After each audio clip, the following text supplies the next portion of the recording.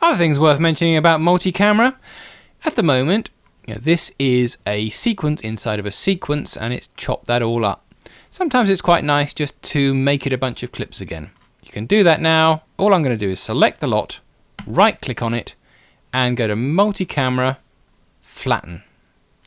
If you do that, it now stops being a multi-camera series of clips and it's just become a bunch of clips on the timeline with cuts between them. You might notice I've ended up with a couple of bits of holes here. That's because at this time in my multi-camera edit, let me undo it, I was actually using a bit of the timeline where there wasn't anything. But yeah, it's quite nice. You can go and flatten it and it's now no longer a fancy multi-camera clip. It's just a bunch of clips on the timeline that you can treat like anything else.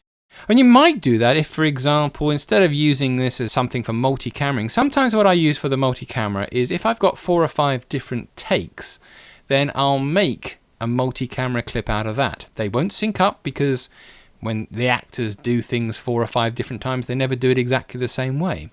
But it's quite nice because you can put all 4 or 5 takes on the timeline in one clip, and then you can just look between the different takes when you're doing the edit. But at the end of it, I'd like to flatten it out, so I just use the take I decide to do. So again, select it, multi-camera, flatten.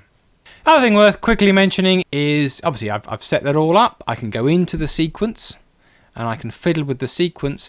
There is another way to turn cameras on and off, which is you go up to the wrench here on the program monitor, and under the multi-camera stuff here you say edit cameras, and that gives you the option of turning certain cameras on and off.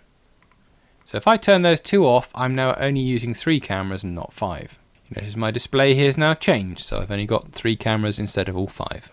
So compared to CS6, it does the same stuff, it just does it a bit more and it does it a bit easier.